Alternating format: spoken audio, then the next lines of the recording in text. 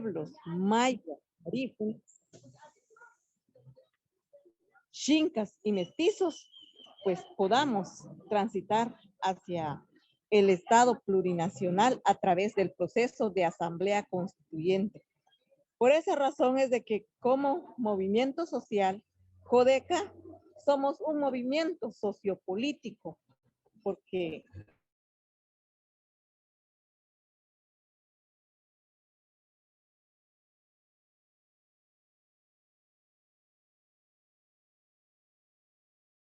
así como se construyó nuestro instituto, presentarnos en esos. Muchas gracias, compañera Telma. Antes de que se retire, yo no puedo dejar de preguntar lo siguiente. Está usted en Monseñor Oscar Romero, en esa comunidad, en el municipio de Santo Domingo, ¿no? En Costa Sur, a punto, juntamente con el resto de las y los compañeros y compañeras de Codeca, a punto de sembrar a uno de los 17 fundadores del movimiento Codeca, allá en la década de 1992. Estamos hablando de nuestro hermano y abuelo Basilio Sánchez. Según usted, 1992, Codeca y los integrantes de Codeca, ¿se asumían ya como indígenas o se asumían como campesinos? Y dos, relacionado con ello, según usted, ¿cómo podría graficar ese avance del 92 al 2021, el avance del movimiento Codeca, tanto en su accionar, ¿no? en las acciones, pero también en su pensamiento, en sus propuestas? Bueno, desde ese es un poco difícil como decir esto, pero es la realidad de nosotros los pueblos, de que cuando trabajamos en el campo, aunque no haya tierra, trabajamos así arrendando, nos asumimos como campesinos y campesinas. Pero a la misma vez, como campesinos y campesinas, nosotros y nosotras tenemos nuestras costumbres, o sea, nosotros tenemos nuestras propias raíces que la venimos defendiendo. ¿Cómo asumir eso? Que me digan soy indígena, pero solo como para pintar una pared con una pintura para que reluzca, pues no lo puedo asumir. Tengo que asumir lo que como me siento yo desde mis raíces, es lo que puedo decir, de que nunca perdimos ese respeto que nos inculcaron nuestros abuelos y abuelas. En el avance que podría marcar, bueno, con la claridad de que aquí como seres humanos venimos venimos de nuestra madre tierra, convivimos con la madre naturaleza y los seres vivos, y lo único que yo puedo pedir, pues que ahora uno de los que llevó la semilla, esa información sobre la lucha que hay que expandir, fue mi suegro Basilio, y que hoy pues lo vamos a sembrar en el corazón de la madre tierra, esperando que la madre tierra lo pueda recibir. Y yo estoy segura de que él va a descansar en paz, porque siempre nos inculcó la lucha. Y nosotros estamos fieles, firmes, en memoria de nuestros mártires también que han ofrendado su vida, y los que soñaron un día también llegar a este nuevo amanecer, que nosotros estamos firmes y seguiremos luchando para que nuestros mártires también descansen en paz, que nosotros estamos construyendo el mundo que ellos soñaron, porque así es la vida, todos vamos para ese camino. El aporte que vamos a dejar en esta sociedad es lo que debemos de hacerlo visible.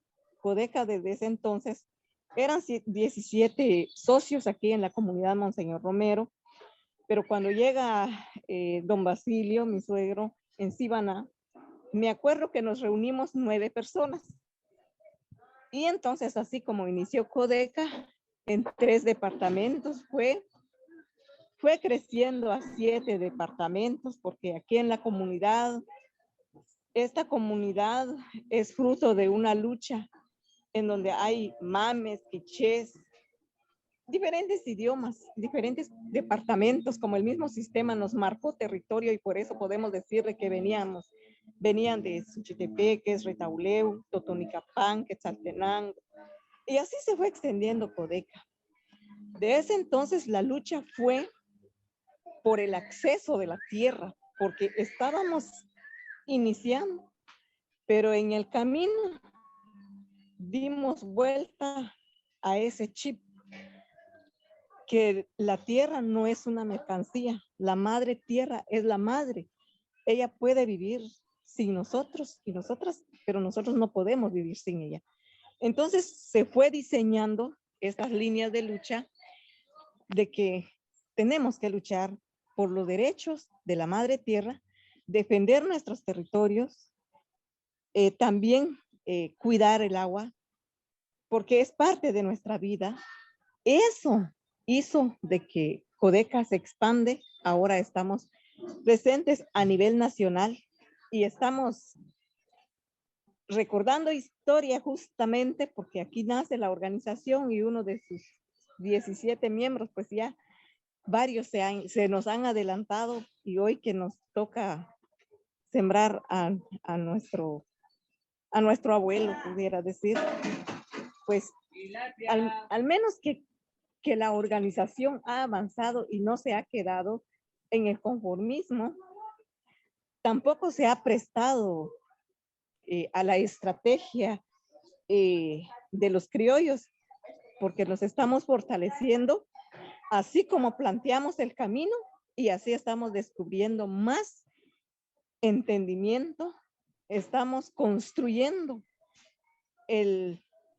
aquellas naciones que nosotros queremos, que nos están representando. Hoy nuestros hijos e hijas están en la lucha y que nosotros y nosotras creemos de que Codeca nació para vivir y nosotros y nosotras vamos de paso acá, tal como está pasando ahora con el descanso de don Basilio Sánchez Juárez. Muchas gracias, estimada Telma Cabrera, que nos está hablando desde el útero, desde el Nazaret, ¿sí? Del movimiento Codeca. Monseñor Oscar Romero es la comunidad donde se constituyó Codeca allá en 1992. Y ahí mismo están sembrando a uno de los integrantes, de los 17 fundadores del movimiento Codeca, el abuelo Basilio Sánchez. Telma nos dio en muchos elementos para la reflexión de hoy. Vamos a pasar con María Jacinta. Nos dice que el mal, digamos, de raíz que tiene el país es el folclorismo y de cómo nos usan a las grandes mayorías, y por eso es que nosotros no podemos constituirnos en sujetos sociopolíticos. Impresionantes los mensajes que nos dio. Muchísimas gracias, estimada Telma. Ahora la liberamos a usted. Puede continuar con sus quehaceres. Yo sé que tiene que acompañar el proceso. Es una celebración familiar sin mayor pompa, con bastante sobriedad. Se está llevando a cabo esta ceremonia de la siembra del abuelo Basilio, ¿no? Y la liberamos, compañera, de esta pantalla. Y si quiere dar algún mensaje más, y si no, la liberamos y nosotros continuamos por aquí. Muchas gracias, compañera Telma. Gracias por esta participación y por considerarme en este espacio, porque en todas nuestras vidas, así como nos enseñó el abuelo Basilio, la organización es el primero y por eso decidí sacar mi tiempo, porque es importante dar nuestro tiempo y aunque sea lo mínimo, y también atender a la familia. Muchas gracias, hermanas y hermanos, a los que están en la sala y a los que nos están siguiendo. Muchas gracias, estimada Telma. Vamos a leer algunos mensajitos antes de pasar con María Jacinta. Dice Oscar Pons, Hayayun, Hayaya Telma y Codeca desde Argentina. Dice Ingrid Carranza, adelante nuestra futura presidenta. Ya está hablando de Gaudiel Lemus. Muy buenos días, compañeros, desde la comunidad Conrado de la Cruz, Santo Domingo, Suchitepec, allá abajo donde hace calorcito. Muy bien, Conrado, gracias gracias, Gaudiel, por seguirnos. Edgar Hernández dice, ando en el mercado de Jocotán y los escucho. Muy bien, Edgar, hasta en el mercado y con audífono. Eso, de eso se trata, sí, ir aprendiendo. Aquí ya no hay argumento para decir que no tenemos acceso a reflexiones, a conocimiento, porque ahí tenemos algunas facilidades más que antes. Muy buenos días, compañeros, los escucho desde Jutiapa. Saludos y muchas bendiciones para todos, dice Codeca, la fuente. Muy bien, este de la montaña de Jutiapa. Sibana dice, adelante, Telma Cabrera, hasta la victoria, bueno, por el buen vivir, dice. Jorge Mario Osnájera dice, todos somos un pueblo necesitado de justicia. Camilo Tapia Torres dice, genial. Santiago Cucul, yo soy miembro de Codeca, 100% campesinos indígenas, Guatemala, Alta Verapaz. Nosotros tenemos derechos, según dice la Constitución de la República, dice. Darlene Santiago, saludos, nos dice. Tito Hernández, saludos cordiales desde Santo Domingo también. Después nos dice, Paso Bueno, felicidades compañera Telma desde, claro, porque acaba de hablar la compañera y están dando saludos. Muy bien. Estimados seguidores, tenemos bastante audiencia, por favor, de esas decenas, veo 70 y 74, de esas decenas de esa cantidad de audiencia, por favor, hay que mover estos contenidos en las redes de tal modo que al terminar tengamos varias movidas de este contenido. Vamos a ir con María Jacinta Xiong. No sé si pronuncio bien su apellido. Personalmente no la conocemos, pero sí la conocemos de leídas. Y la primera vez que ella me compartió con cierta desconfianza también su texto, porque claro, cuando se abordan estos temas no sabe uno por dónde le van a tirar el hate, es decir, la piedra, ¿no? Porque son temas bastante delicados en el sentido de que nos afianzamos en ciertos esencialismos, ¿no? Y entonces es normal que cuando se nos quite, digamos, o se nos cuestione ese esencialismo, pues reaccionemos. Eso es antropológico, eso es una explicación netamente, digamos, lógica, ¿no? Porque todos funcionamos así. Y ella, como acababa de decir inicialmente, bueno, internamente les decía a los compañeros que están en sala, ella ha escrito un libro y uno de sus capítulos, que yo lo leí, ¿sí? Habla justamente de este tema que estamos hablando, ¿sí? Y específicamente del mayanismo en Guatemala. Y voy a pedirle que nos explique, María Jacinta, en qué consiste el mayanismo, dónde nació, cómo nació, quiénes lo promovieron, cuál es la finalidad del mayanismo, etcétera. Porque si quizás si en Guatemala no se conoce este concepto como tal, ¿sí? Y tampoco se puso en duda o en debate, mejor dicho, ¿sí? En América del Sur, lo que llamamos América del Sur, en Aviala, no se sabe del mayanismo, ¿no? O sea, automáticamente se habla maya, bueno, México, Guatemala, Honduras, etcétera, ¿no? Belice. Muy bien, María Jacinta, adelante, por favor. Bueno, muchas gracias por el espacio. La verdad es que, bueno, es como la primera vez que lo hablo en público. La verdad es que son pensamientos de muchos años. Y bueno, nace con una pregunta que yo tenía de niña, ¿no? Donde en la escuela vamos y resulta que en tercer grado nos dicen que los mayas eran politeístas, ¿no? Pero luego se referían a los indígenas actuales como también personas que creíamos en muchos dioses, ¿no? Porque pues nosotros éramos indígenas. Entonces la pregunta nace en quién dijo que pues los antiguos, nuestros ancestros eran politeístas, es decir, que creían en muchos dioses y si nosotros también, en teoría, ¿por qué decían que creíamos en muchos dioses, no? En el caso familiar, yo vengo de una familia donde no se aceptó el cristianismo, es decir, esa era la consigna familiar de mis bisabuelos, que pues no creían, no eran católicos ni evangélicos, sino practicaban, digamos, las formas tradicionales de relación con la tierra, con el agua, pues, con el universo, ¿no? Pero tampoco se parecía a lo que empezaba en ese momento, en los 90s, a parecer que era lo indígena, no lo maya. Entonces, creo que esas preguntas nacen de ahí.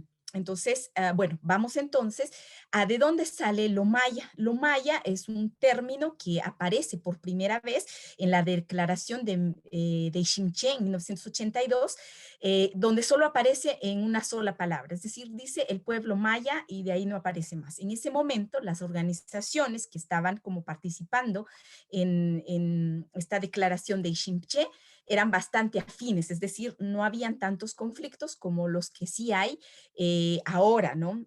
conflictos en decir de muchas diversidades de pensamientos y perspectivas.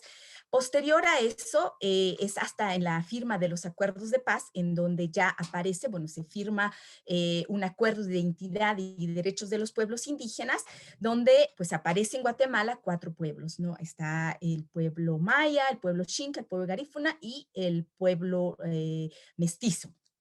Sin embargo, una de las preguntas que surge después es por qué acuñaron maya a 22 pueblos lingüísticamente diferenciados y que tienen, digamos, bien determinado dónde se ubican territorialmente, ¿no? Entonces, ahí es que empieza luego esta pregunta y decimos, bueno, pero ¿por qué nos metieron a un solo costal a 22 pueblos? ¿Y por qué los xincas resultaron siendo reconocidos como tal, pero al mismo tiempo fue porque los libros de texto, incluso ustedes los pueden ver ahora, que dicen que el pueblo xinca está en proceso de extinción y que lingüísticamente no tiene nada que ver con los mayas, ¿no?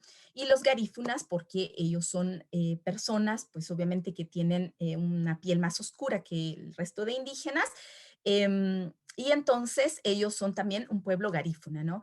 En este caso, interesó un poquito más pensar sobre el pueblo maya porque realmente es interesante decir por qué no se reconoció a 22 pueblos indígenas. ¿Quién entonces determinó que todos debíamos ser metidos en un costal y ser llamados mayas, ¿no? Luego, al parecer, digamos, durante estos procesos de reflexión, estaba yo pues entrevistando a algunas personas que estuvieron como bastante metidas, digamos, en este proceso de la firma del acuerdo de identidad y me llamó mucho la atención una conversación que tuve con Manuel Salazar Tezahuic, donde él decía que en estas negociaciones de paz, principalmente del acuerdo de identidad de derechos de los pueblos indígenas, solo estaba él como indígena en esta negociación y que estaba representando al gobierno y no digamos, a los pueblos indígenas. Y también de parte de la guerrilla no había ningún indígena. En teoría eran consultados muchos indígenas, pero los que estaban sentados en la mesa o los que estuvieron sentados en la mesa fueron personas ladinas, ¿no? Entonces, él hacía una reflexión que a mí me pareció muy, muy al lugar y es que él decía, recuerde que los acuerdos de paz fueron acuerdos firmados entre el gobierno y la guerrilla, no entre el gobierno y los pueblos indígenas. Entonces, creo que esa parte es bastante definitoria y que tiene mucho que ver con lo que nos estaba contando doña Telma, porque finalmente, es decir, hasta dónde nosotros tuvimos incidencia, digamos, y luego también cosas muy interesantes que surgen en este proceso es que Manuel Salazar Tezahuic decía que bueno, hay como una discusión ahí. ¿Quién le dio el contenido al acuerdo de identidad y derechos de los pueblos indígenas? Don Gregorio Chay, que también estuvo, digamos, dentro del proceso de la guerrilla para darle contenido, dice él que habían reuniones en Costa Rica entre, digamos, profesionales indígenas y gente militante de las guerrillas, pero que todo esto, digamos, todo el contenido se basó muchísimo en lo que muchos estudiosos gringos que estuvieron a partir de 1930 aquí en Guatemala, digamos que ellos se basaron mucho en todo esto que habían dicho los estudiosos norteamericanos sobre los pueblos indígenas en el contenido del Acuerdo de Identidad y Derechos de los Pueblos Indígenas. Y Salazar Tezahuic también lo confirma que él, como representante del gobierno, también consultó a muchos profesionales indígenas que habían estudiado en Estados Unidos o incluso a los propios autores estadounidenses. Entonces, basado en esto, la gran pregunta es qué tanto nos representa, digamos, esta etiqueta nueva que viene a tratar, digamos, lo que había sido un problema siempre para el Estado y era la presencia de los indígenas, ¿no? Entonces, creo que esto es de mucha reflexión porque nos dice entonces que Luego de esto viene toda una política multicultural, se llama, y es que, digamos, es la idea de cómo afianzar en la conciencia de las personas un nuevo elemento para intentar apaciguarlos, ¿no? De alguna manera. En este caso, también muchos, bueno, vienen las ONGs con mucho financiamiento después de la firma de los acuerdos de paz, y hay toda una política que empieza a enseñar a la gente cómo es ser maya, es decir, el contenido de lo maya, ¿no? Y de ahí que yo me acuerdo muchísimo de cómo venían personas especializadas, ¿no? En lo maya a dar talleres sobre cosmovisión maya a la gente que participaba en las organizaciones en diferentes comunidades. Entonces, un poco la reflexión que yo hago es que este proceso de mayanización, es decir, el contenido de esta mayanización, en verdad es un contenido bastante ficcionado o bastante imaginado, porque nunca fueron, digamos, los campesinos, nunca fueron la gente indígena, los ajirs, los que ahora tendrían los abuelos que llaman, pero que tampoco es cualquier abuelo, ¿no? No son los de 40, ni 50, ni 60 años, sino es la gente que tendría 80, 90 o incluso ya murió, los que debieron dar el contenido. Aquí entonces era el indígena que estaba empezando como a ser visible dentro del Estado. En cambio, resultó que era gente que había estudiado, que era antropóloga, que era etnóloga, que era socióloga, la que vino a enseñarles entonces qué era ser maya, cómo era ser maya, incluso un maya más maya que nunca, ¿no? Y es que es toda esta idea de ficción que atraviesa la idea de autenticidad. O sea, ¿qué es más auténtico? Y qué es lo que ya no es tan auténtico. Entonces, bajo estos parámetros se va creando también, digamos, un discurso, se llama, es decir, un cómo debería ser ese maya. Y a partir de eso es que aparecen los nahuales, ¿no? Como un sistema muy famoso que se maneja fuera de Guatemala, pero nunca se le preguntó a la gente del campo que de verdad vivía alrededor de estos elementos del día a día y que tienen sus propios nombres en los idiomas, eh, qué significaban o cómo se usaban. Incluso, digamos, se impone la idea de una Jau, es decir, de un Dios cristiano, hombre, que surge en los espacios de catolización, los internados católicos, donde se forma gran parte de los que luego se llamarían intelectuales mayas, ¿no? Bueno, yo creo que no sé si tengo algunos minutos todavía o ya me pasé de tiempo. ¿Tengo? Bueno, entonces a partir de esto, digamos, la reflexión surge en decir cómo ahora se califica la idea de autenticidad, o sea, cómo debería ser un maya más maya que nunca, ¿no? Bajo este discurso de los intelectuales o los que se llaman intelectuales a sí mismos, o sea, debe ser un personaje que cumple con ciertas normas de vestir, pero principalmente de mostrarse como tal, ¿no? Entonces, algo que es muy evidente en nuestra cotidianidad, por ejemplo, es ver, por ejemplo, a una mujer que va a ser una ceremonia para mucha gente, ¿no? Para organizaciones incluso, que se pone glifos, que se pone collares, que se pone plumas, ¿no?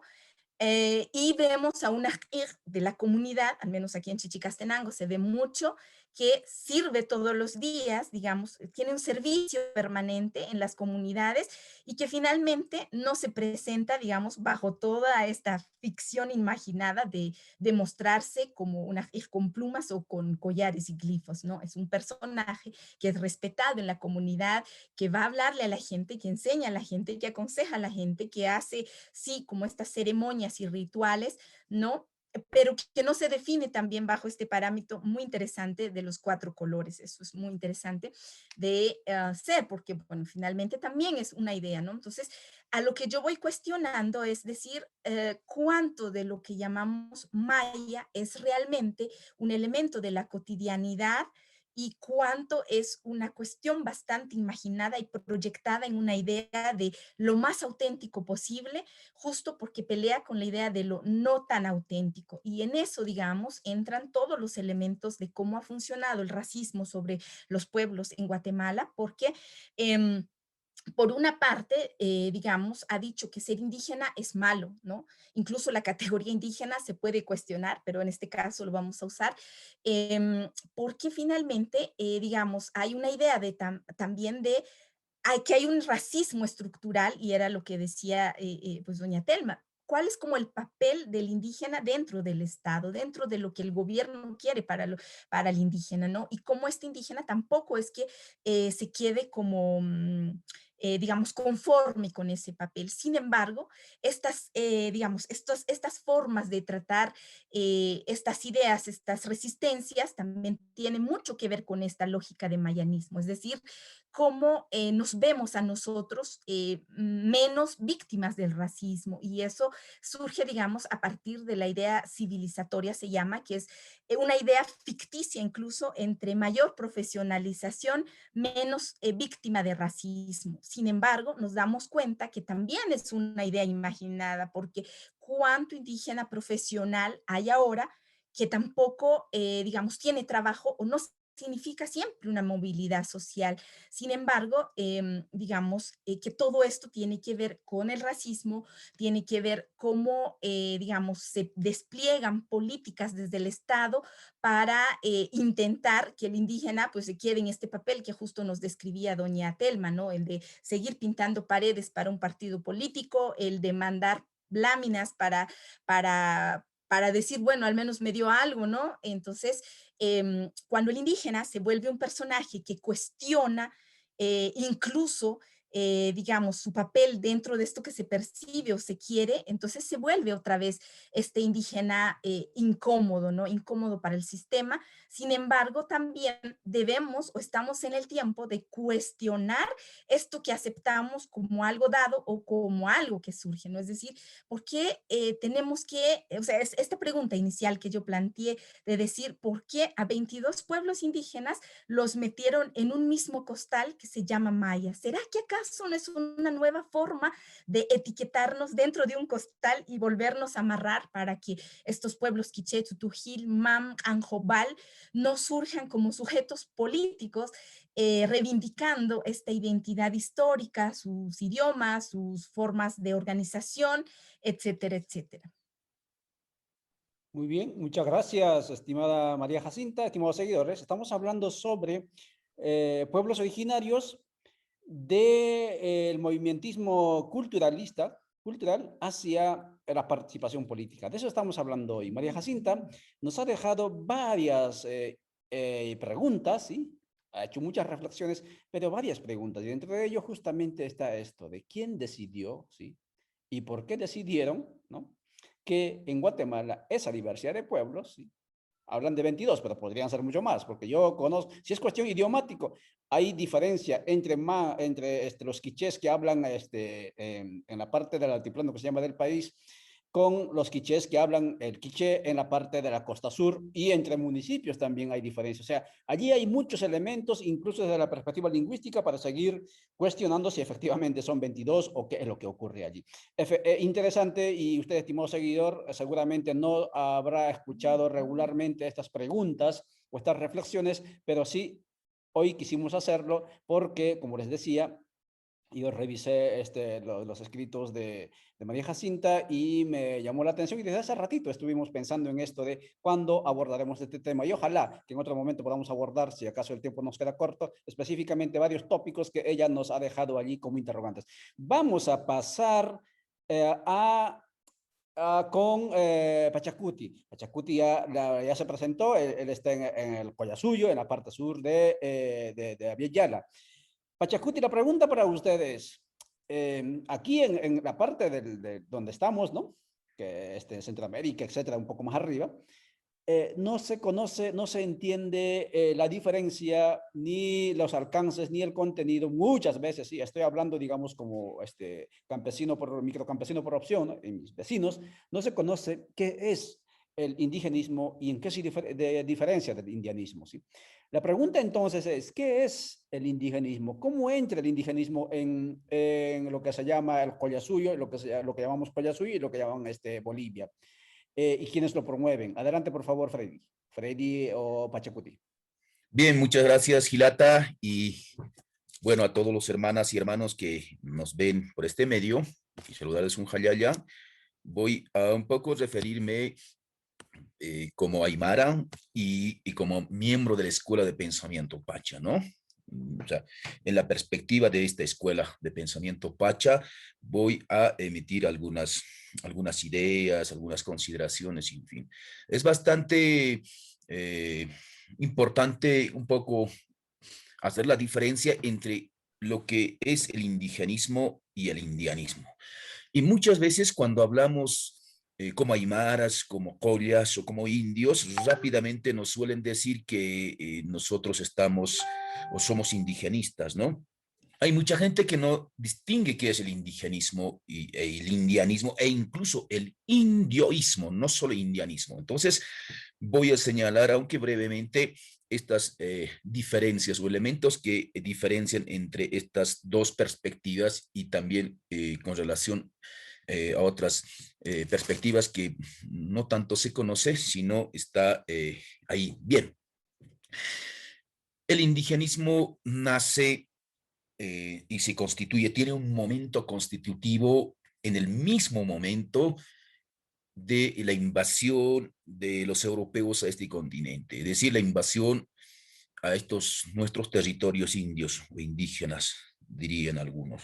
Bien, pero yo en particular voy a hablar desde 1532 para adelante. Entonces, el indigenismo se constituye en ese momento. Entonces, ¿qué es el indigenismo? Muchos dirán que el indigenismo nace, digamos, en el siglo XX, en el siglo XIX. No, para nosotros el indigenismo nace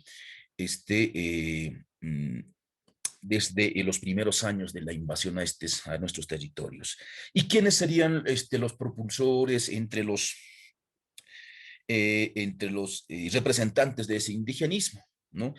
Eh, Generalmente nosotros decimos que uno de los padres del indigenismo es Bartolomé de las Casas, ¿no? Fray Bartolomé de las Casas. Por ejemplo, por allá por 1550, muy conocido esto del debate de Valladolid entre estos dos teólogos y filósofos. Por una parte, Bartolomé de las Casas y por otra, Juan Gines de Sepúlveda, ¿no? Gines de Sepúlveda decía que el indio no tenía alma, era un ser sin alma, era carente de la razón, en fin, ¿no?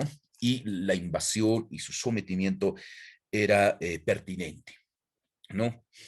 Y no eran seres humanos, ¿no? Aunque en 1537, mediante una bula papal, se llama Sublimes Deus, sí considera que el indio sí efectivamente tenía alma y era un ser humano, pero después seguía en curso este debate. Entonces, la perspectiva de Juan Gines de Sepúlveda decía, el indio hay que someterlo, no es un ser humano, no tiene alma, ¿no? Mientras, frente a esta posesión, Bartolomé de las Casas decía que sí, el indio tenía alma, pero era igual un ser humano como ellos, pero en calidad de menor de edad. Entonces lo que habría que hacer era, digamos, dar la palabra de Dios, hacer conocer la palabra de Dios, decían ellos, o sea, cristianizar, ¿no? Al indio.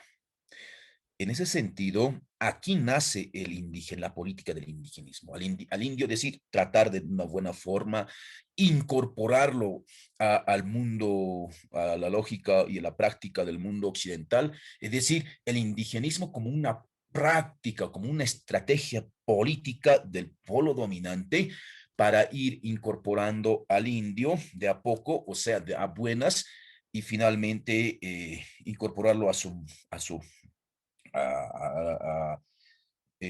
al modo de vida moderno y finalmente ahí el indio se diluiría, ¿no? Es el método, la estrategia más amigable, diríamos, ¿no? Sin embargo, hay otra, digamos, otra estrategia más dura, o sea, es directo, ¿no? Con el genocidio, es decir, el colonialismo. Entonces, el polo dominante, o sea, el invasor tiene dos estrategias, o sea, dos caras. Una cara amigable, que sería el indigenismo, y la otra cara que es duro, ¿no? Liquidar al indio, someter a la fuerza, ¿no? Eso. Entonces, el indigenismo, en última instancia, es una política de incorporación al indio culturalmente, políticamente, pero de manera más pacífica. Pero entonces el indigenismo es una estrategia política del polo dominante contra los indios. Entonces, eso, el invasionismo tiene dos estrategias, ¿no? El colonialismo y el indigenismo. Y el indigenismo ha tenido en el transcurso de la colonia y república varias estrategias, ¿no? Ha ido mutando y alguna vez Illapa Calizaya siempre otro intelectual aymara que nos suele un poco siempre mostrar estas mutaciones, estas transformaciones del indigenismo, ¿no? El indigenismo colonial, el indigenismo liberal, el indigenismo asimilacionista, el indigenismo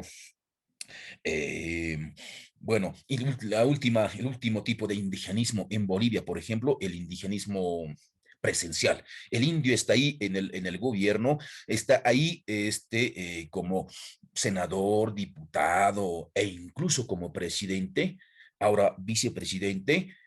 Entonces no pasa nada, eso es una mera presencia simbólica. Bueno, entonces es el indigenismo. Ahora, frente a este indigenismo, se constituye también el indianismo, el indioísmo.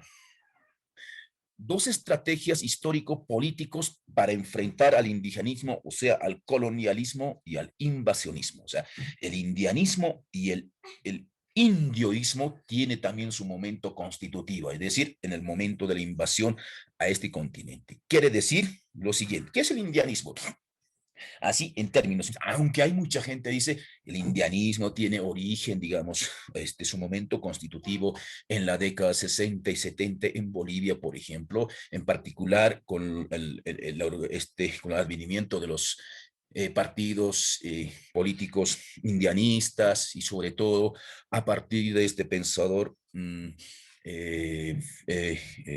Aymara Quechua o Quechua Aymara, Fausto Reinaga, pero no es así.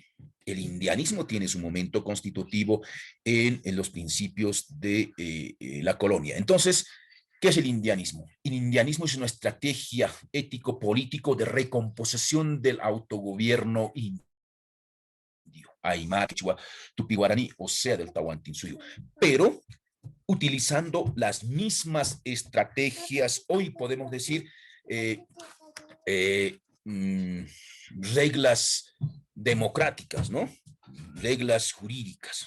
Por eso es que hablamos del indianismo, el indianismo usa sus mismas reglas, métodos e incluso últimos tiempos, funda su partido político para a partir de ese partido político enfrentar al colonialismo, desarticular al colonialismo y finalmente recomponer su gobierno indio, el gobierno aymara quechua, ¿no? Por una parte. Ahora, el indioísmo es igual otra estrategia política, pero sin utilizar las reglas, herramientas jurídicas o democráticas, podríamos decir hoy, del polo dominante, del Estado moderno, ¿no? Eso fue Manco Inca, los 4 incas de Vilcabamba hasta 1572, ¿no? Y luego José Santos Atahualpa en 1500, sí, 1730, ¿no? 40, y los grandes, digamos, movimientos de recomposición del autogobierno Tupac Amaru, Tupac Katari, Sarativilca en la República en 1899, o sea, a finales del siglo XIX, y en los o casi en la mitad del siglo XX igual, aquí en este país llamado Bolivia, en 1956, el de Laureano Machaca, el gobierno ¿no? El gobierno aymara, la República Aymara y todo eso, ¿no? Entonces, incluso hoy seguimos en eso, ¿no? Seguimos a partir de la conferencia Indio Agenda Atahualpa 2032 desde Tiahuanacu, decimos que sí tenemos que, por una parte, podemos utilizar las reglas democráticas, las reglas del juego del polo dominante, pero eso sería el indianismo, pero si vamos autogestionariamente, si vamos, nos desplegamos en perspectiva con nuestras propias leyes, con nuestros propios camachis, con nuestras propias estrategias, en fin, o sea, aquí lo que tendríamos que hacer es como aymara, como quechua, ¿no? Pero bueno, y finalmente para desarticular, enfrentar al colonialismo y a las invasiones. Entonces, el indianismo, por una parte, y por otra, el indioísmo es una estrategia política, es un pensamiento político, es un proyecto político propio de los indios, ¿no? Frente al polo al dominante, al colonialismo. ¿Para qué? Para desarticular a, este, a esta estrategia históricamente, digamos, ya conocido, que es el colonialismo.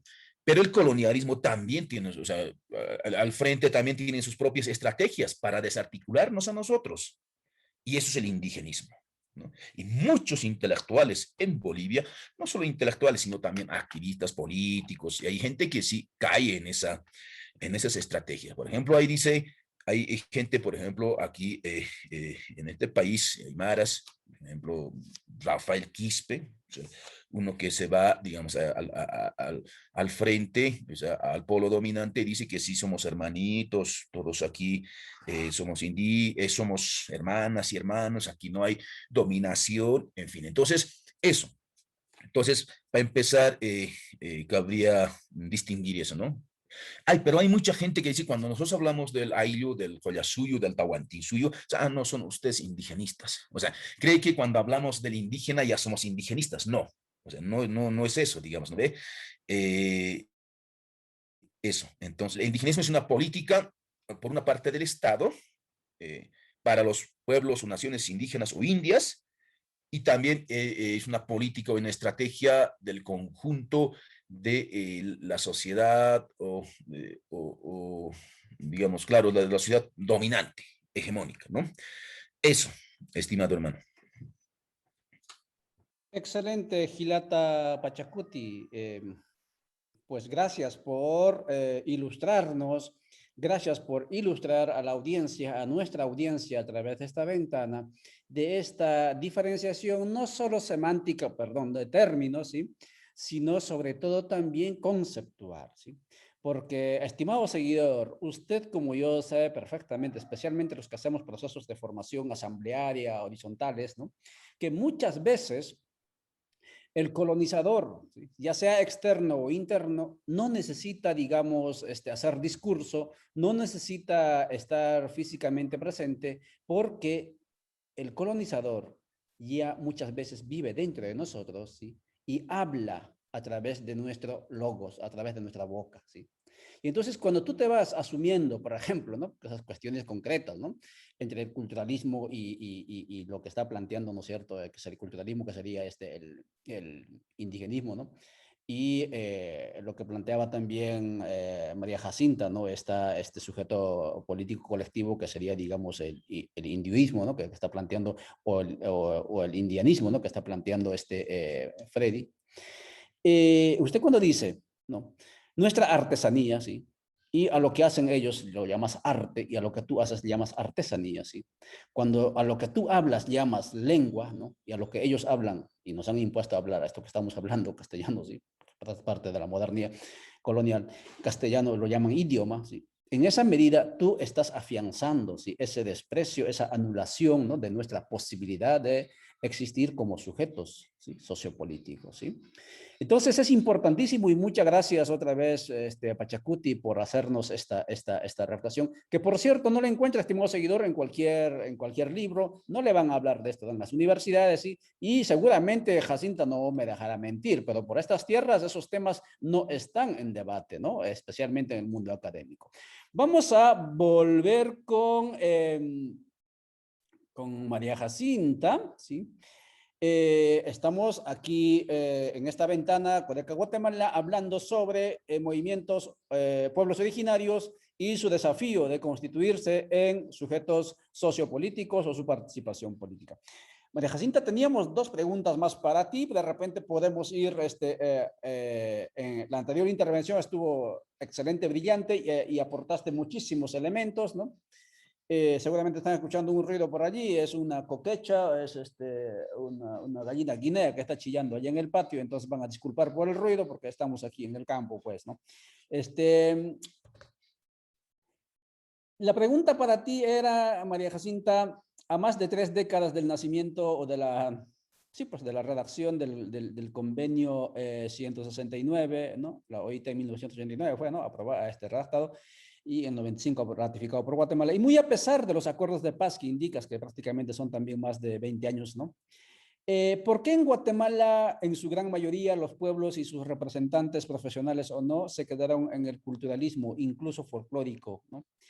¿Qué hacer y cómo hacer para transitar del culturalismo al ejercicio de los derechos políticos colectivos, como es el tema de la autodeterminación, el tema de repensar el Estado-nación, ¿sí? La cuestión de repensar las herramientas conceptuales, incluso, ¿no? Simbólicas y materiales de dominación por parte del Estado-nación, que altamente, ¿no es cierto?, colonizador con los pueblos. ¿Qué hacer, María Jacinta? Ayúdanos, por favor, adelante.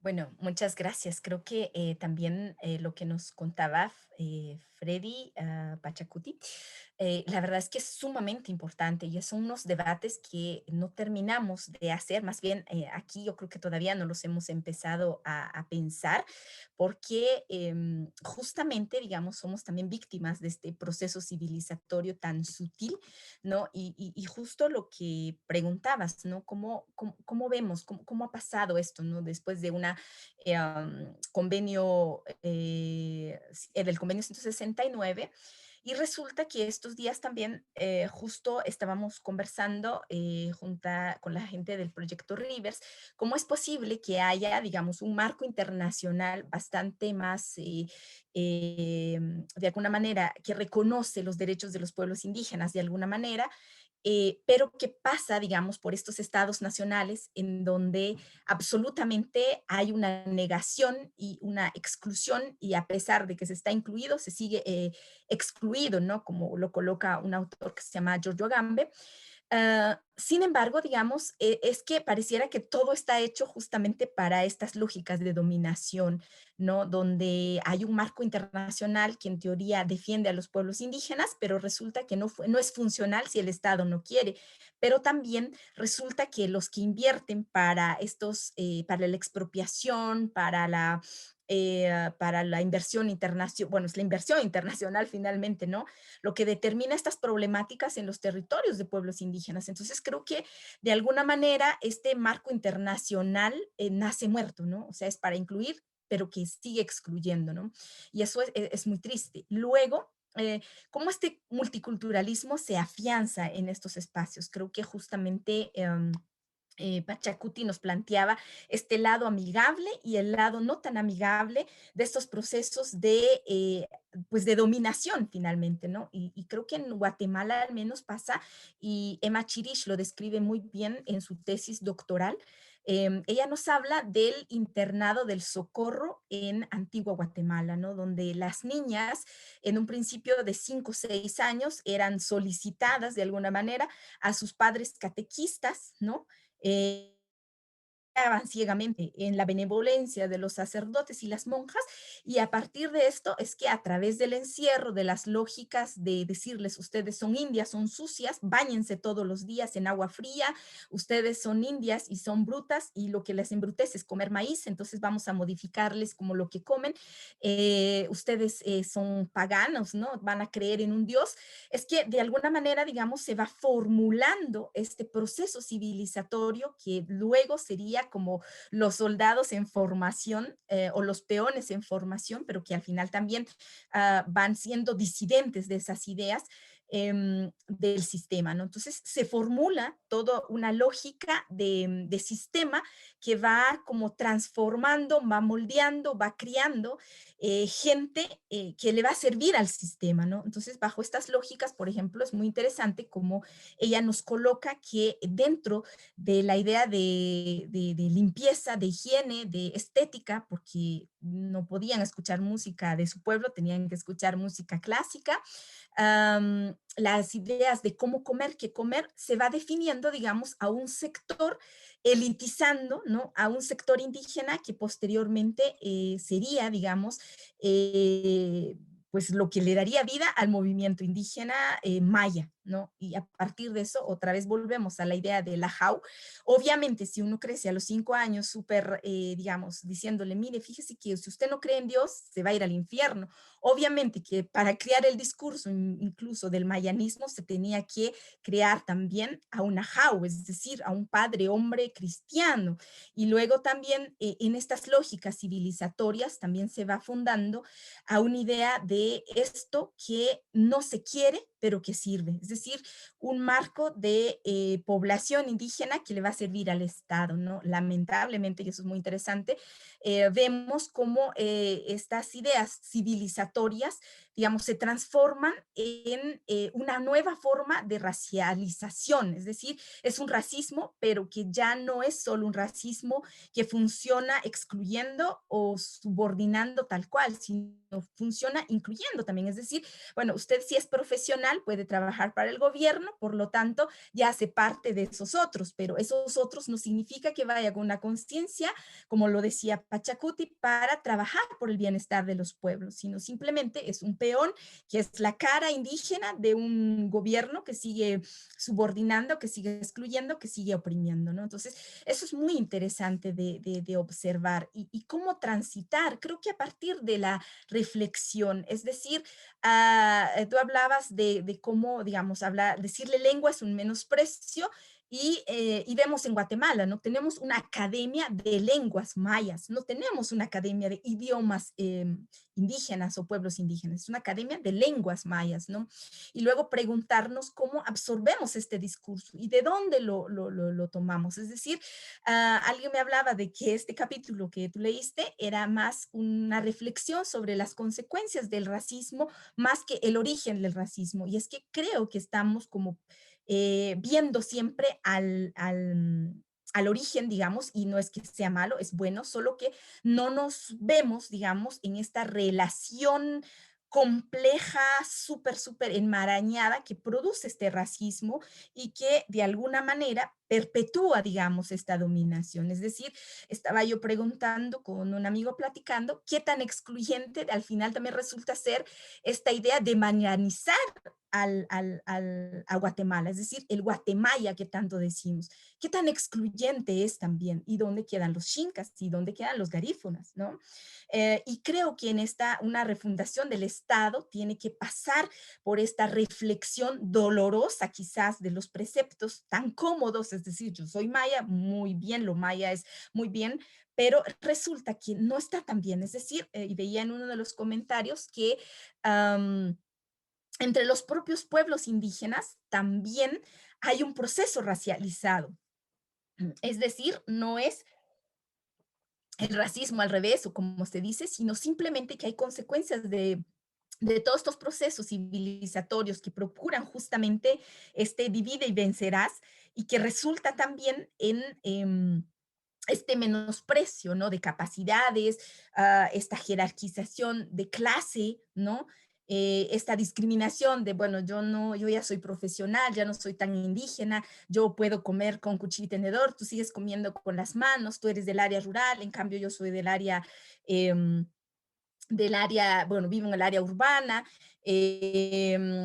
bueno, yo no hablo mi idioma porque simplemente ya no me siento en capacidad de hacerlo. O sea, ¿qué tan racializado está la idea de decir yo no puedo aprender o reaprender ese idioma que el sistema racista me negó? Claro que lo puedo aprender. Si aprendí inglés, es obvio que también puedo aprender mi propio idioma, ¿no? Entonces, creo que es un enmarañado total de racismo que lo hemos absorbido en su forma de racializarlo, digamos, y que nos va determinando para ser multiculturalistas. Y eso a mí me causa como mucha reflexión, por ejemplo, ver a algunos hermanos indígenas que no crecieron en un espacio cotidiano pues, de rituales y de cómo es la vida, digamos, de un indígena lleno de esas complejidades, sino se crece en el área urbana. Estos resulta siendo, digamos, los más esencialistas, es decir, estos son los más performáticos de todos porque finalmente se tiene que como procurar cómo mostrar esa identidad, ¿no? Entonces creo que la deconstrucción del multiculturalismo, o al menos pensar el multiculturalismo, tiene que pasar por esa idea de qué es lo que yo estoy haciendo, que por una parte es esencialista, pero por la otra parte simplemente no da un paso a recomprenderse y recomprender y reaprender esa cotidianidad que niega, digamos, este propio proceso civilizatorio, me parece.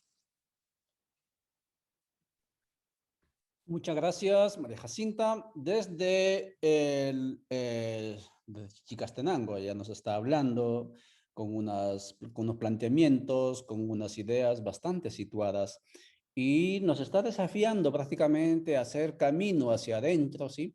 En este proceso de transitar, ojalá de abandonar el culturalismo, el folclorismo y buscar, digamos, nuestro propio camino, ¿no?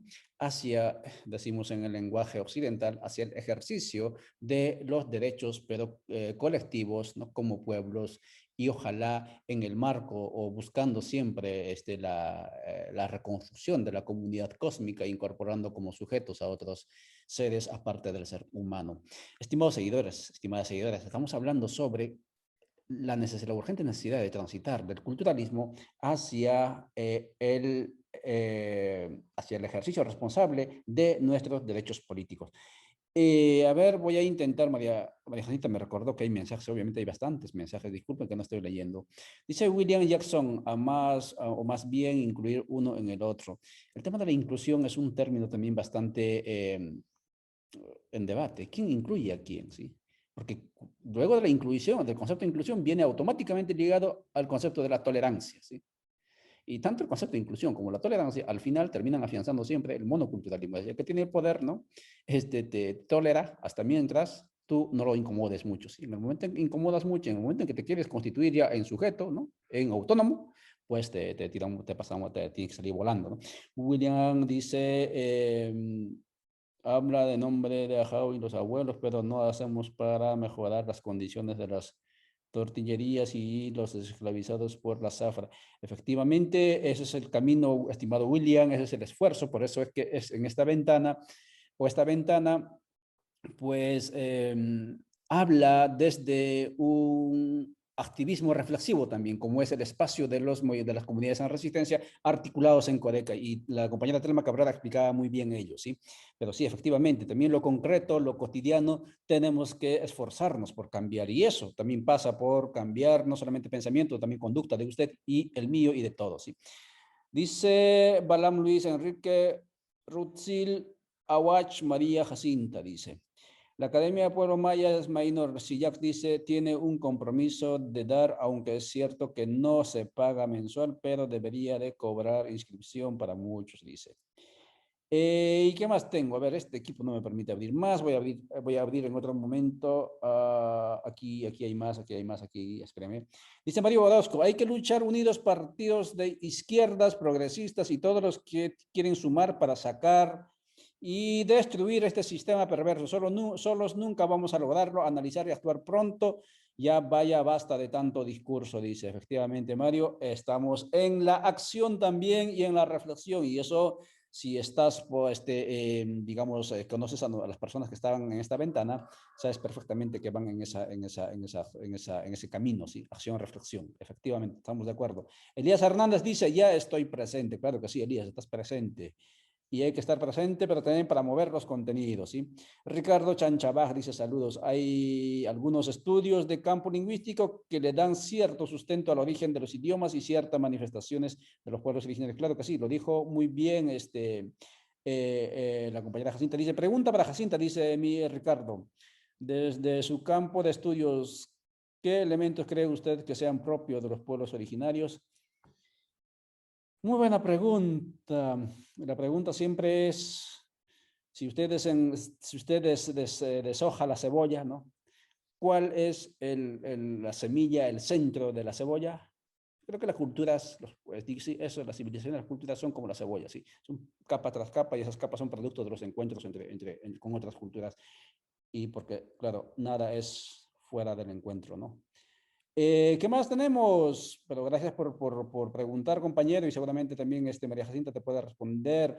Dice, excelente, dice Fernando Vázquez Taracena, dice, excelente, gracias María Jacinta, toda una cátedra, efectivamente.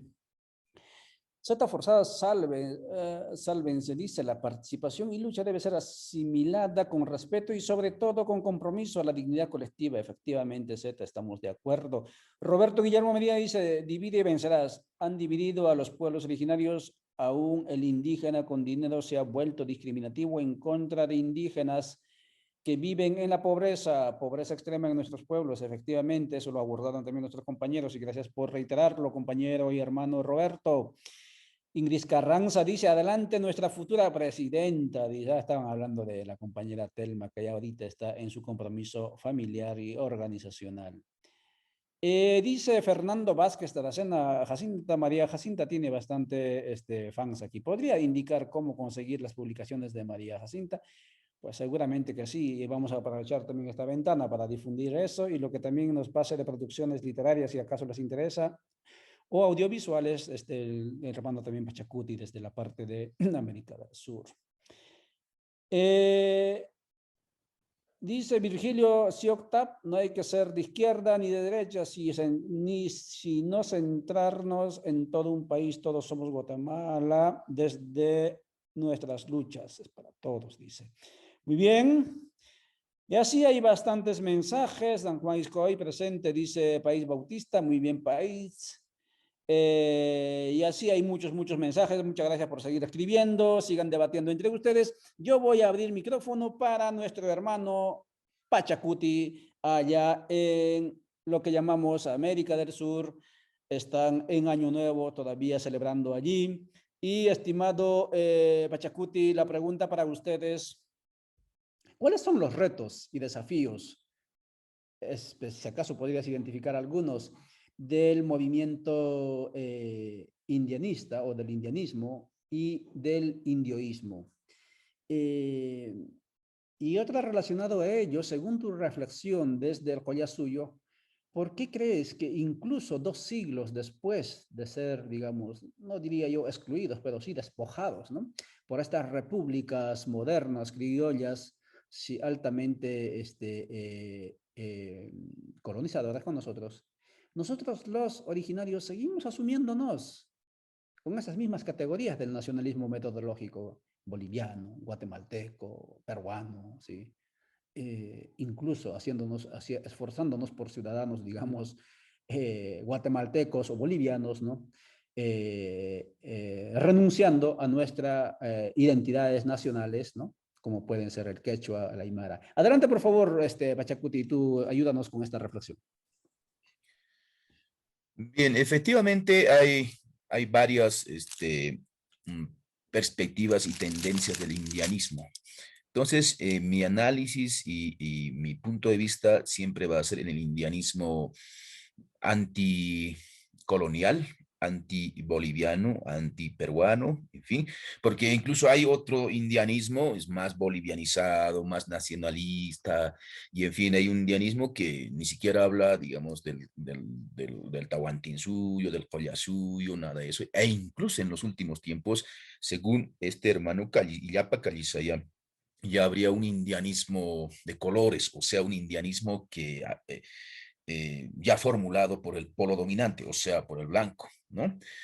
Aunque en el principio el indianismo siempre fue impulsado por los indios, así, indio digo en el sentido más politizado, y, pero en los últimos tiempos los indianistas serían ya los mismos del polo dominante, aquellos que en principio se consideraban de la izquierda, del comunismo, del socialismo, en fin. Pero bueno, el asunto es lo siguiente: ¿cuál es el reto? ¿Cómo está?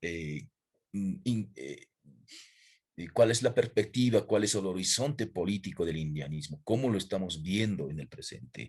Cabe señalar que el mundo, eh, la reforma política y cultural en Bolivia, o sea, del Estado, en principio es gracias al discurso indianista e indioísta de la segunda mitad del siglo pasado. O sea, en Bolivia no se estaría hablando del Estado plurinacional, de los reconocimientos o incorporación de los pueblos indígenas, de sus símbolos, de sus idiomas, incluso de su sistema y formas de administración política, pero aunque a nivel micro y todo eso, no hubiera sido posible sin, por ejemplo, la restauración de la huipala, ¿no?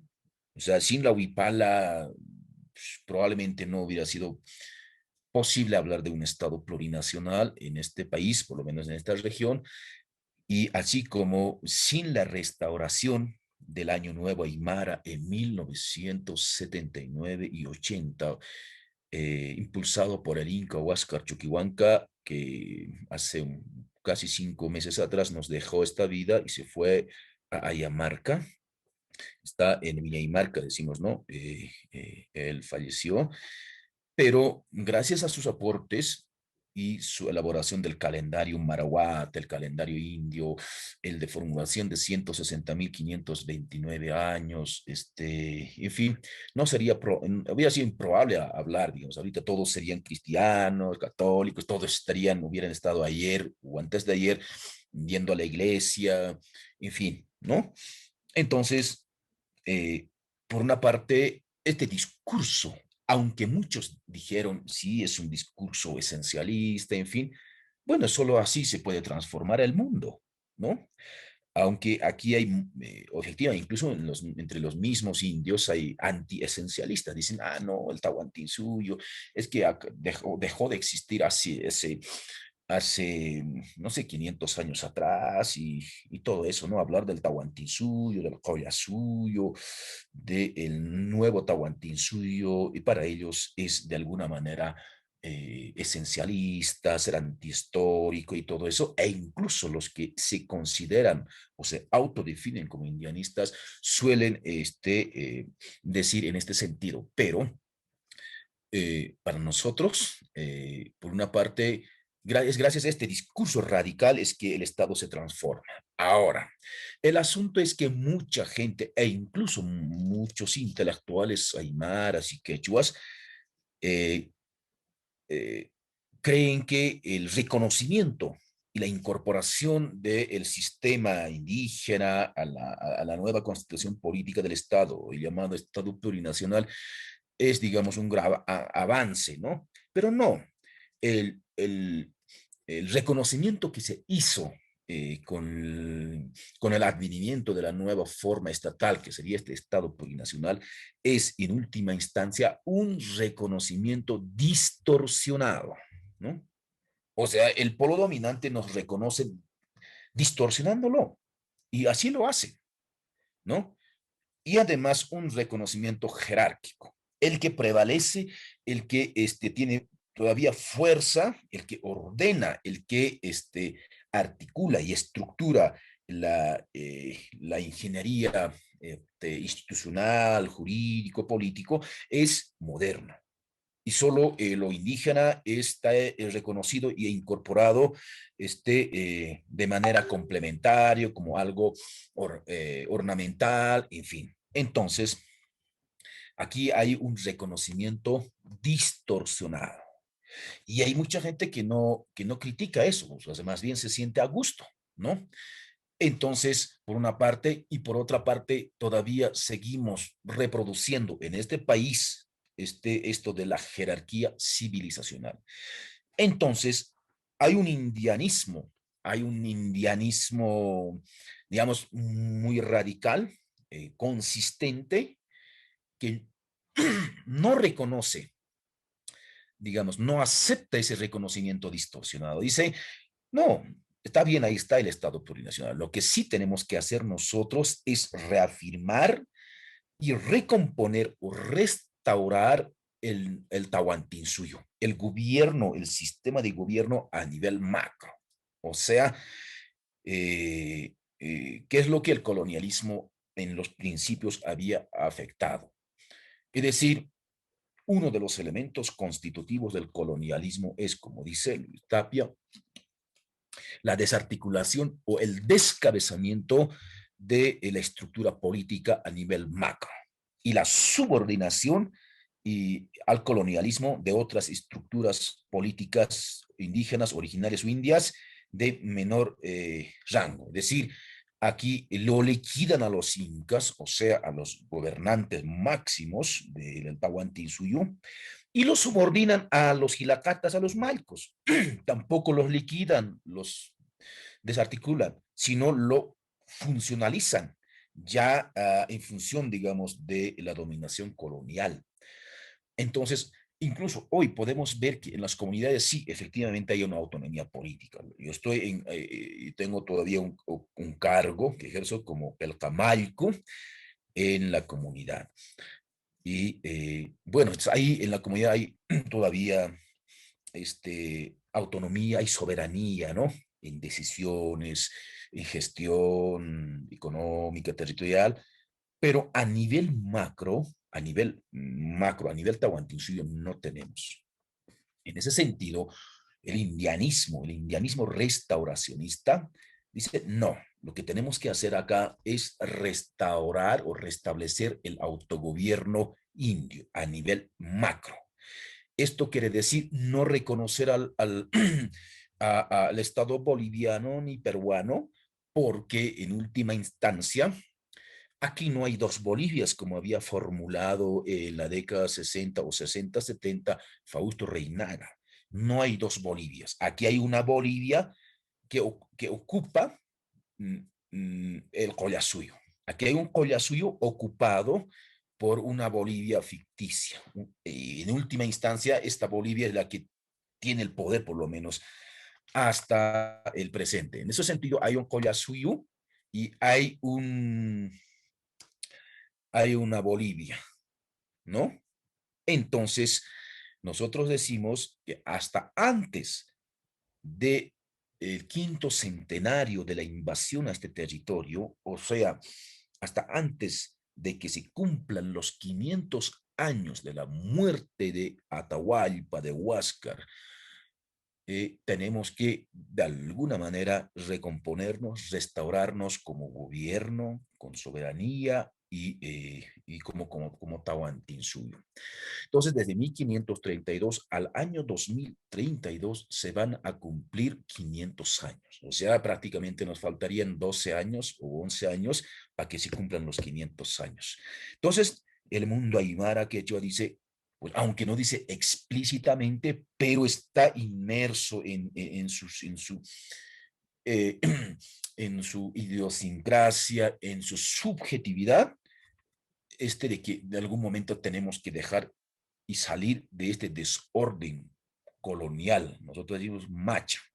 Entonces, por una parte, el indianismo o el indioísmo en este caso apunta en esa perspectiva. Aunque son estrategias políticas, cuando alguien llega a ser diputado, senador, está ahí, pero con eso no hacemos nada. Es decir, estamos ahí como mera presencia. Pero aunque hay gente que sí, efectivamente, si no, hay que tomar Bolivia y administrarnos nosotros mismos, que es otra estrategia, está bien, pero el asunto es esto. Aquí sobre el Collasuyo está, el Collasuyo está ocupado por un Estado hoy, o el Estado moderno. Entonces aquí hay dos cuestiones. Por una parte está el Collasuyo, y sobre este Collasuyo está ocupado por un Estado moderno, y se llama Bolivia. Este Estado moderno tiene sus propias estrategia, institucionalidad, sistema jurídico, sistema político, en fin. Ahora el indio puede llegar a ser poder, puede llegar a ser gobierno, pero va a seguir reproduciendo el Estado moderno. Y eso, pues, eso sería ningún cambio, ¿no? O sea, ahí está el Estado como tal y nosotros lo conducimos a ese Estado y no queremos eso. Porque en última instancia, el Estado moderno siempre va a ir en contra de otros sistemas culturales, económicos y políticos no modernos. O sea, el Estado moderno fue gracias a que se han venido, digamos, aniquilando o obstruyendo a otros sistemas políticos, económicos no modernos. Y como nos ha demostrado suficientemente el despliegue del Estado moderno y de la modernidad en general, es que este sistema nos está llevando al debacle, ¿no? Nos está conduciendo a la muerte, en realidad. Entonces, no es lo que queremos eso. O sea, los aymaras, en realidad, el Estado moderno es generador de la dominación, de la miseria, del hambre, y en últimos tiempos ya nos está demostrando que el Estado moderno y la modernidad en general nos está llevando lo que podemos decir y sintetizar a la muerte. Sin embargo, el ayllu, o sea, nuestro sistema de organización política, o sea, nuestro sistema de gobierno aymara quechua, en una instancia es el generador del Kama o del sistema de vida Kama, o sea, de la vida. Entonces, eso y aunque o sea, obviamente hay mucha gente que no va a estar de acuerdo con esta nuestra perspectiva, pero en general eso es lo que nuestros antepasados, desde el momento de la invasión hasta el presente, han siempre reivindicado, han buscado siempre esto, el restablecimiento del gobierno. Eso es clave. O sea, restablecer nuestro gobierno y soberanía política es en última instancia el que, con el que podamos salir adelante. De lo contrario, bajo estas formas modernas de reconocimiento distorsionado, estamos siempre limitados. O sea, para nosotros, pues, en última instancia, el Estado moderno boliviano es un obstáculo para nuestra autorrealización como aymara, como quechua, etcétera, etcétera. Entonces hay que destruir, hay que despejar el Estado moderno para desplegarnos nosotros en este sistema mundo, ¿no? Un sistema mundo macho. O sea, tendríamos que ser los aymaras, los legítimos dueños de este territorio, quienes tendríamos que estar decidiendo con quiénes hacemos tratativas y con quiénes no. ¿Qué cosas incorporamos a nuestro acervo cultural? ¿Qué cosas lo adoptamos estratégicamente, productos culturales de otros sistemas civilizatorios? Pero hoy no lo tenemos esa, esa libertad, aunque individualmente lo hacen nuestros hermanos, pero como nación, como pueblo, no lo hacemos, porque estamos limitados por cuestiones jurídico, político, coloniales.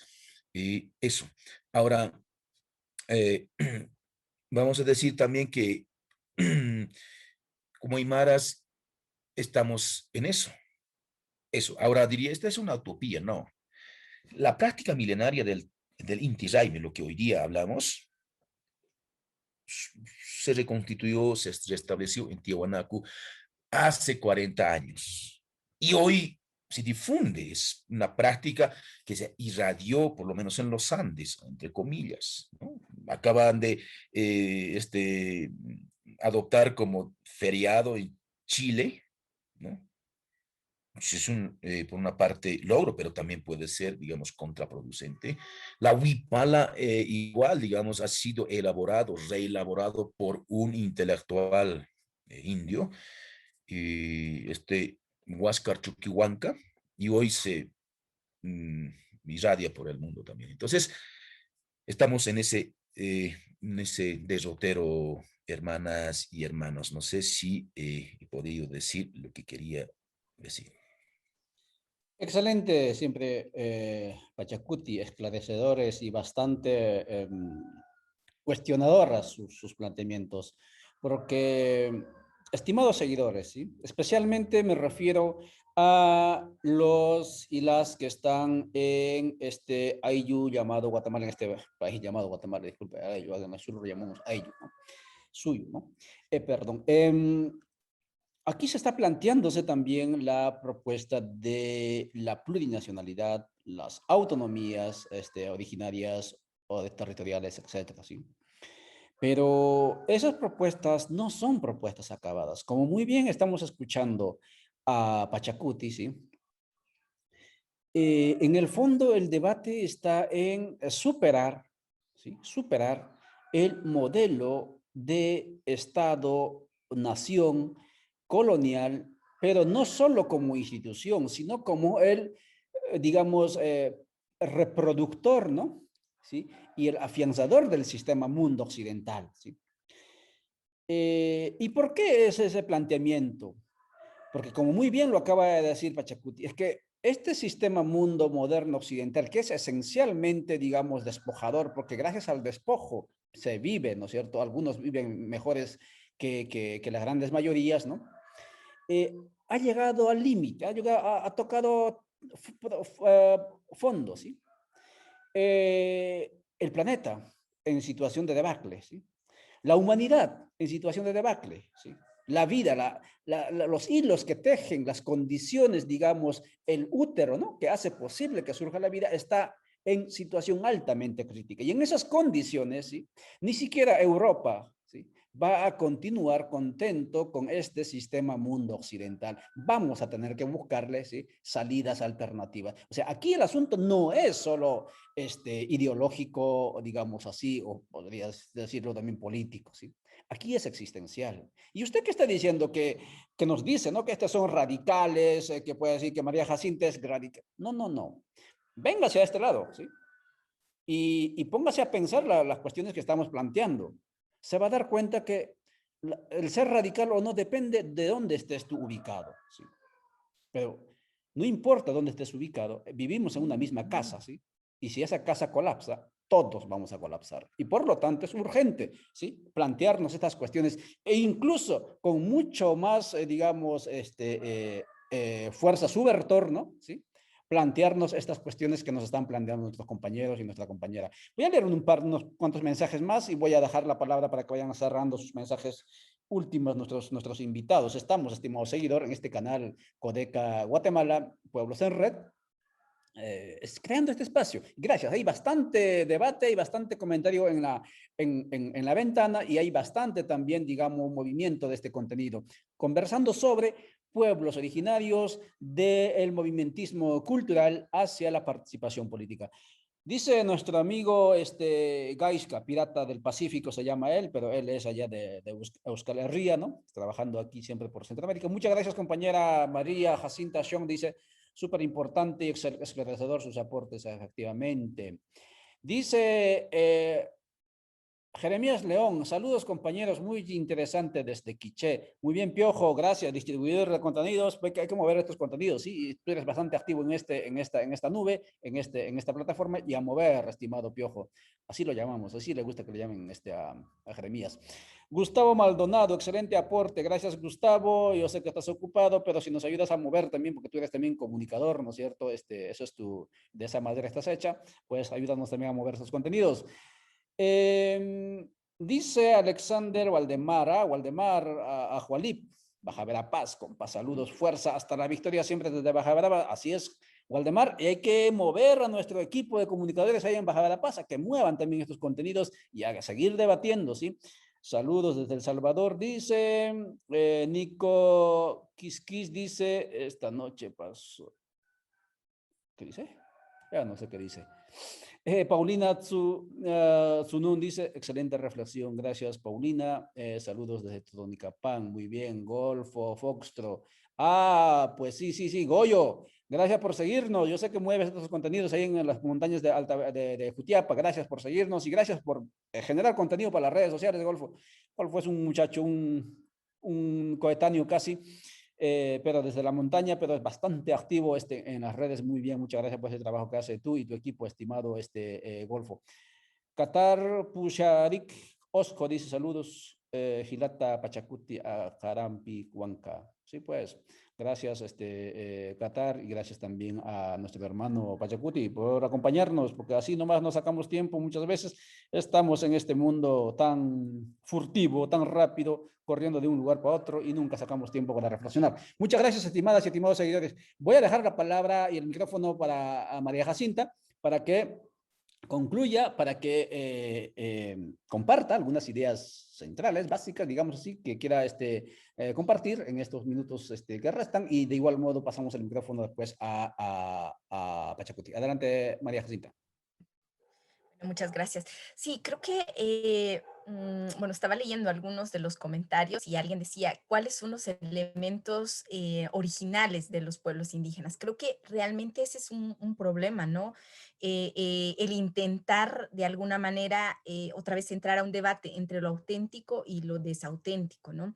Es decir, y bajo estas lógicas, por ejemplo, hay estas situaciones, ¿no? Yo creo que, bueno, si hay alguien que participó para Reina Indígena, siento tomar el ejemplo, pero creo que, por ejemplo, lo que pasa en estos concursos de Reina Indígena es, de alguna manera, toda esta lógica de permisibilidad, de decir de que el racismo pase por los propios indígenas y que además ellos mismos lo representen, ¿no? Y pasa, por ejemplo, en estas lógicas de reina indígena, que pasan al escenario, digamos, vestidos lo más original posible, ropas muy viejitas, sin zapatos, con trencitas, cargando peces o cargando checas o cargando, bueno, checas son panes acá para Pachacuti, o cargando cosas como simbólicas, ¿no? Pero al final es toda una reproducción de esa idea de indito que hace, bueno, lo que hace en el Día de la Virgen de Guadalupe por estas zonas, ¿no? Entonces,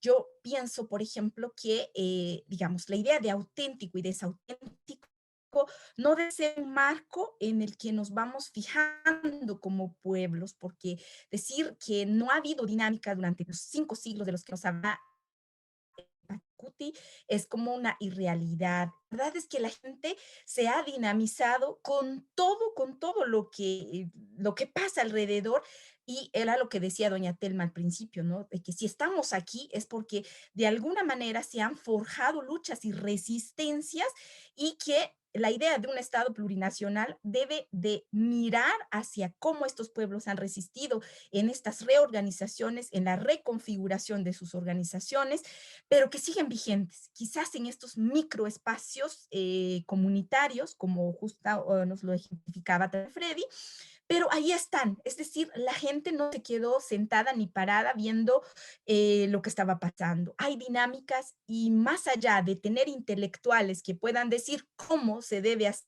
o cómo hay que hacerlo, imaginando qué es lo que podría hacer, hay que mirar a esas experiencias sociales para decir, de acá tenemos que aprender. No podríamos fundar algo que imaginemos que no funciona. Entonces, creo que esa es como una lección a aprender. La idea de auténtico, desauténtico también es otra idea bastante civilizatoria, ¿no? Y que no hay un salvador que venga a decir, o salvadora que venga a decir cómo hay que hacer las cosas. La gente lo ha hecho. En medio de las adversidades se ha hecho. Y yo creo que hay algo interesante acá y que se propone es cómo refundar un Estado, ¿no? Cómo hacer una Asamblea Nacional Constituyente. O sea, creo que eso sí hay que pensarlo, porque más allá de adecuarnos a estos estados modernos neoliberales, hay que hacer una ola mucho más reflexiva, quizás un reto más grande, pero justamente algo que aprenda de estos microespacios en resistencia, ¿no? Eso sería como yo con lo que cerraría, y bueno, muchas gracias, y pues toda mi admiración para el pensamiento que también nos presenta Pachacuti. De verdad, gracias. Yo tenía tantas dudas respecto a estos términos, y por favor salúdeme pues a los hermanos aymaras, que hace años yo estuve por toda la orilla del lago Titicaca, y es un aprendizaje increíble también por esos lados. Muchas gracias, María Jacinta. Por favor, Pachacuti, su turno. Bien, gracias, Gilata. Y también a la hermana María Jacinta. Efectivamente, como ella acaba de señalarnos, por ejemplo, los aymaras tienen un núcleo duro, ¿no? Y a partir de ese núcleo duro se vehicula, se rearticula, se direcciona o se redirecciona el caminar, el despliegue de la nación aymara en particular y en general de todo el Tahuantinsuyo. En ese sentido, cabe señalar que las identidades, en este caso la identidad aymara no es, digamos, algo anquilosado en el pasado, sino siempre está en proceso de recomposición, en proceso de despliegue y también adecuándose a los distintos tiempos y espacios, ¿no? En ese sentido, lo que nosotros afirmamos, reafirmamos, es el Aymara de hoy, ¿no? Y por eso cuando hablamos del Tahuantinsuyo no estamos hablando retroceder, eso es algo improbable, retroceder, eso nunca tiene el Aymara. Otra cosa es que nosotros hablamos en condición actual, o sea, el Tahuantinsuyo de hoy, digamos entre comillas, del siglo XXI, aunque para nosotros no es siglo XXI, es 160.000 del quinto sol. Entonces, pues estamos en eso, en permanente recomposición, pero aunque en la clandestinidad, en el subsuelo político. Estamos recomponiéndonos permanentemente en el subsuelo político y es por eso que con las categorías y conceptos moderno occidentales, un intelectual, digamos, formado en ciencias y disciplinas modernas, nunca lo va a poder entender. No hay cuenta, sino hay que reinventar, hay que formular otras categorías para dar cuenta de esta dinámica aymara hecho. En ese sentido, también cabe señalar que en Bolivia, por ejemplo, la identidad realmente existente es Colla, o sea, aymara quechua. No hay otro. O sea, aquí todas las fiestas, actividades culturales o todo lo que se puede ver como boliviano, entre comillas, es aymara, ¿no? Entonces, el aymara está no solo en los Andes de este país, sino también en la Amazonía, en el Chaco, está en todo el territorio de este país. En ese sentido, pues, estamos aquí y decimos que, como decía María Jacinta, nosotros en este lugar de este espacio de este gran continente Auyala o Aviala, pues estamos proyectando un momento reconstitutivo. Otros pueden decir un momento, digamos, de la Asamblea Constituyente y todo eso. Entonces, nosotros decimos, antes del quinto centenario, hasta antes del año 2032, que sería para nosotros el año de la restauración, es restituir o restaurar nuestra forma estatal, que no sea moderna, pero al fin y al cabo Estado, ¿no? Bueno, y luego diremos, digamos, Tahuantinsuyo antes y después de 2032, diremos, ¿no? O sea, así lo vamos a ver de aquí unos 100, 200, 300, 1000, 2000 años, ¿no? Antes y después del año 2032. Bien, eso y agradecido por haber compartido con las hermanas y en particular del centro de Auyala, ¿no? María Jacinta y todo, y también contigo, Gilata, vamos a estar siempre, pues, intercambiando nuestras perspectivas, porque al fin y al cabo somos de este continente, somos de Auyala, y bien, estamos en estos días, reitero, en el 160.560 años del quinto sol. Y bueno, y nosotros aquí impulsamos la Agenda Atahualpa, la Agenda 2032, Agenda 2032, ¿no? Una agenda eh, histórico, político, de reconstrucción del gobierno indio. Simplemente eso, y Jaya, María, también Llantay, y a todos todas hermanas y hermanos con quienes hemos compartido, ¿no? Muchas gracias, Gilata Pachacuti. Muchas gracias, María Jacinta. Y muchas gracias a usted, estimado seguidor. ¿Sí? Igualmente. Que con esta pantalla al otro lado del receptor, usted está mirando, moviendo contenidos y hay que seguir moviendo. Este ha sido nuestro conversatorio, pueblos originarios del movimentismo cultural hacia la participación política. Aquí nosotros únicamente preguntamos, ¿sí? Usted responde, usted comenta y nuestros invitados son los que nos ayudan en el caminar de la reflexión. Próximamente estaremos realizando también otro conversatorio sobre campesinos, movimientos campesinos y la izquierda tradicional en Aviala, justamente a raíz de lo que ocurrió en lo que se llama Perú, ¿sí? Entonces, atentos por favor al anuncio y muchas gracias nuevamente por seguirnos, gracias por comentar y nos veremos próximamente. Hasta entonces. Chao, chao.